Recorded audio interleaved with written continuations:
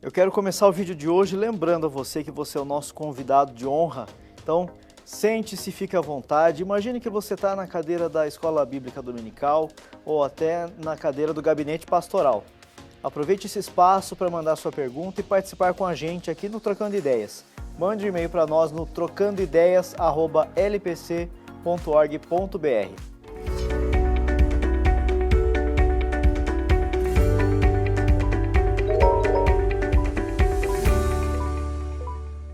Seja bem-vindo ao Trocando Ideias, bem-vindo mais uma vez, pastor Hernandes. Privilégio, Thiago. Tudo bem com você? Tudo jóia, como é que vai? Tudo bem. E o programa de hoje tem boas perguntas? Tem boas perguntas, pastor. Opa, Perguntas vamos aproveitar o tempo, hein? Que coisa chique, hein? Vamos lá. Vamos lá. Posso começar então? Vamos lá.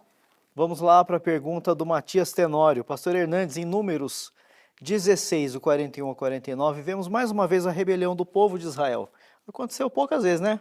Varão, Muitas povo não era vezes, fácil né? não, hein? Povo teimoso, pastor. Teimoso. Parece a gente? Qualquer semelhança é mera coincidência. A rebelião do povo de Israel se rebelando contra Deus e contra Moisés. Deus resolve consumir o povo com uma praga e de imediato Moisés manda Arão fazer expiação em favor do povo. Esse ritual pode ser considerado como intercessão, pastor? E sendo intercessão, podemos atuar da mesma forma hoje, nos colocando à frente de Deus em favor de alguém? Bom, é muito boa pergunta. Eu acho que tem duas coisas distintas aí. Primeiramente, é mais do que intercessão. Aí foi uma expiação. Houve um pecado, houve a consequência de um pecado, que foi a praga, estava matando e matou mais de uma dezena de milhares, por mais de 10 mil pessoas mortas. E a única forma de barrar aquela praga mortífera foi fazer expiação. E expiação aponta para a cruz. Expiação, aqui no Antigo Testamento, era uma sombra, um tipo daquilo que seria feito de maneira cabal e completa na cruz do Calvário. Então não há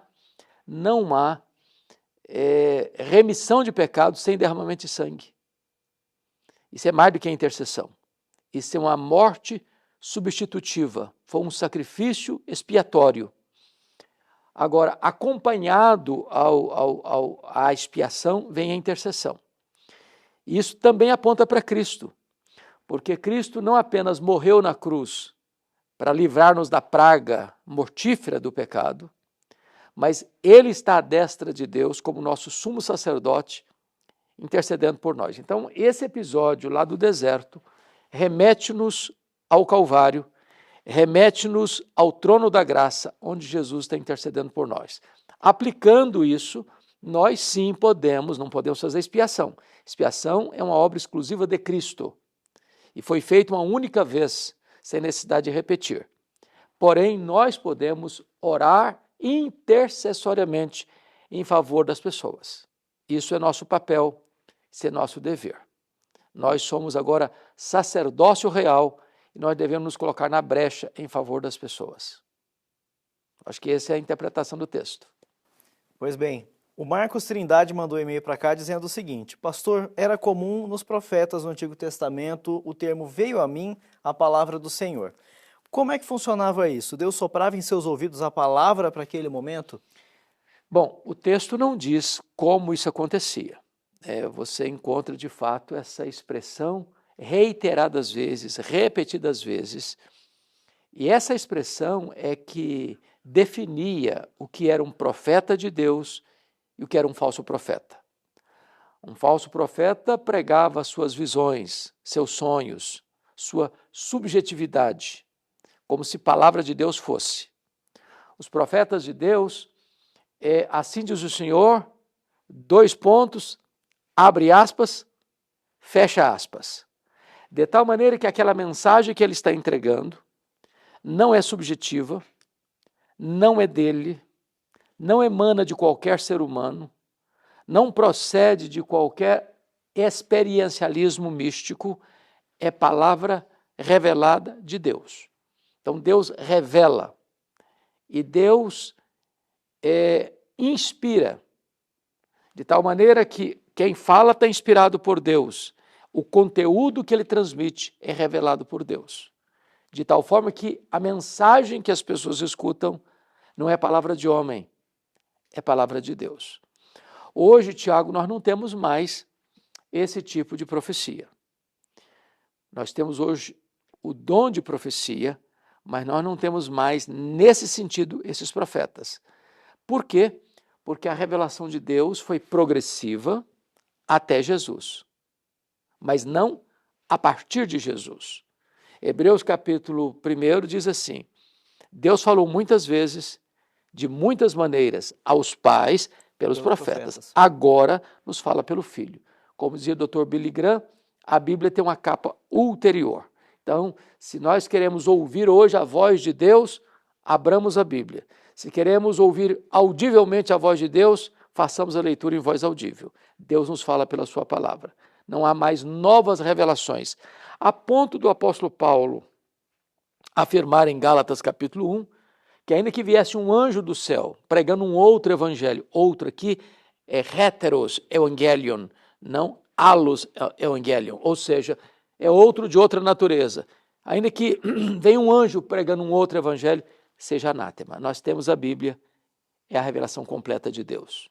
É assim que nós ouvimos hoje a voz de Deus. Tá aí Marcos esclarecido, então. Pastor Hernandes, a gente vai falar do Papa mais uma vez. Opa! O pessoal está com dúvida. Então vamos lá. Recentemente, Leão XIV assumiu a posição de Papa da Igreja Romana e mais uma vez veio à tona a ideia de ele ser a pedra fundamental da Igreja. Tem base bíblica esse dogma romano, pastor? Pois é, Tiago, esse é um assunto controverso e que se arrasta na história da Igreja por séculos, né?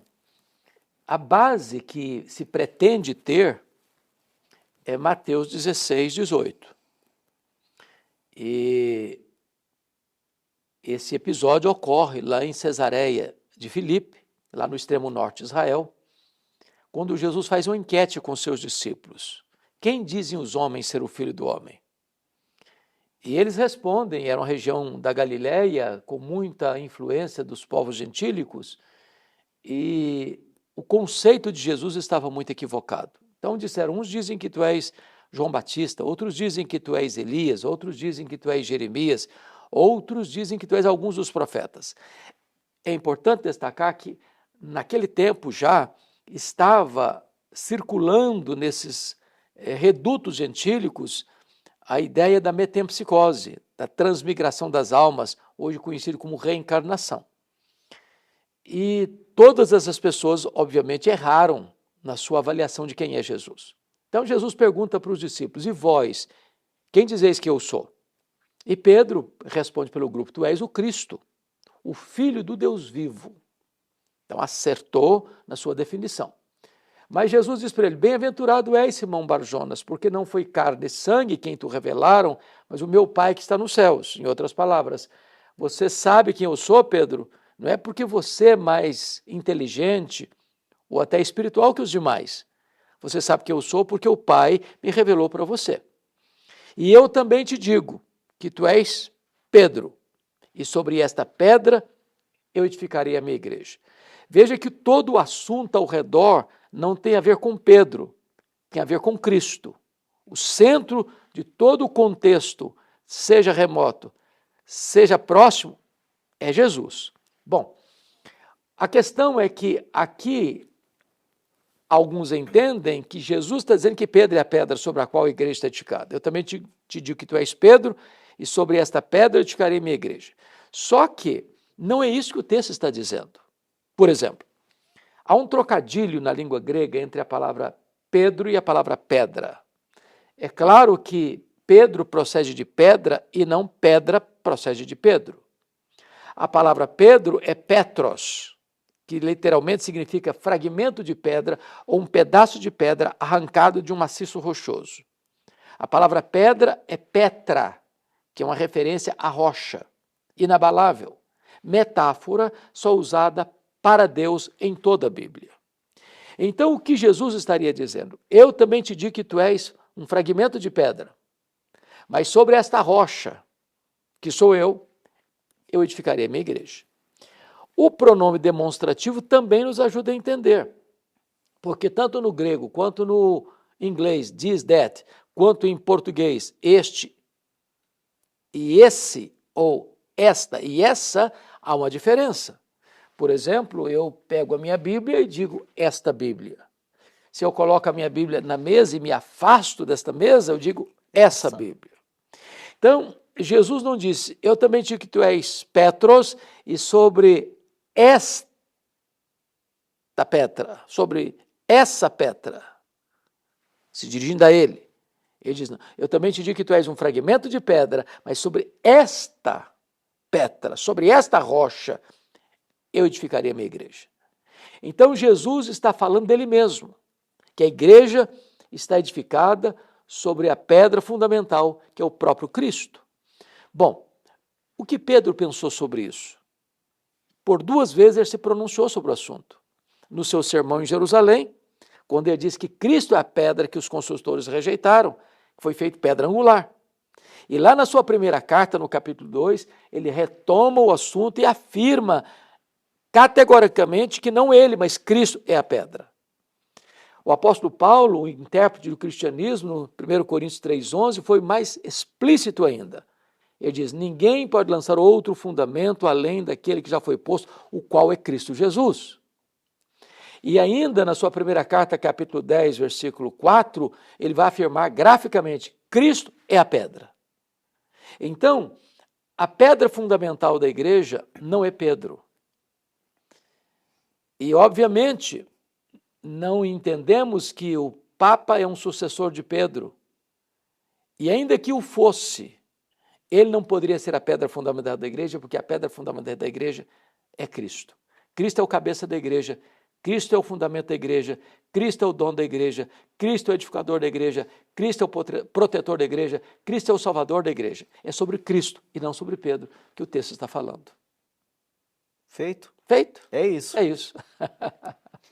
Bom, para você aí de casa, que assim como eu não fala grego, não fala hebraico, que tal a gente colar com um homem de Deus como esse, como os pastores da Igreja Presbiteriana de Pinheiros, e estudar a Bíblia com eles? É uma boa ideia, não é? Boa ideia, viu, Varão? Porque a gente pega textos como esse, a gente passa, né, despercebido, tem alguns termos que a gente precisa gastar tempo em cima disso, e às vezes a gente não tem recurso para isso, mas tem os pastores que têm. Portanto, Escola Bíblica Dominical. Olha, Tiago, a Igreja Presbiteriana de Pinheiros, ela tem muito zelo e cuidado no estudo da Bíblia. E nós temos uma escola dominical padrão, modelo, desde as crianças, os juniores, os adolescentes, os jovens, os casais, os adultos. Então, se você mora em São Paulo, você é o nosso convidado para vir conhecer a Escola Bíblica Dominical. Agora, se a pessoa não mora em São Paulo, 9h30 da manhã, todo domingo, ou o pastor Arival ou eu, estamos ministrando na Escola Dominical, às 9h30 da manhã. Agora, por exemplo, eu estou expondo o livro de Amós. É um livro fascinante, é um diagnóstico da sociedade brasileira e mundial, e eu conclamo você a se conectar conosco todo domingo, 9h30 da manhã. Perfeito. Mais um convite para você antes da gente ir embora. Volta no próximo Trocando Ideias. Que tal? A gente espera você no próximo programa. A gente espera o senhor também, viu? Muito obrigado, Tiago. Até lá. Um grande abraço e um abraço para todos vocês.